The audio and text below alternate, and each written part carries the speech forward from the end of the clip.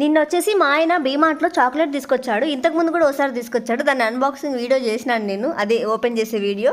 So ఇంకా ఈరోజు వచ్చేసి సగం తినేసినారు మా పిల్లలు ఆల్రెడీ. నీకు ఇచ్చినానే ఆ చాక్లెట్, నువ్వు ఎత్తి పెట్టుకోవాలి, పిల్లల కోసం ఇవ్వకూడదు, పిల్లలకి సపరేట్, నీకు సపరేట్ అన్నాడు అనమాట మా ఆయన.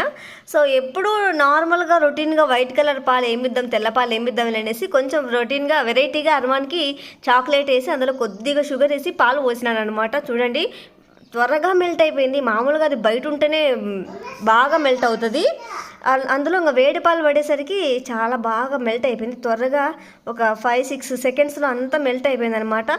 ఇది ఎలా ఉందంటే ఫ్లేవర్ నాకు హాస్పిటల్లో ఏదైనా మనకి ఏదైనా ఫీవర్ వస్తే కానీ ఏదైనా ఇస్తారు కదా చాక్లెట్ కోకో పౌడర్ లాగా, అలాగే అనిపించింది నాకు.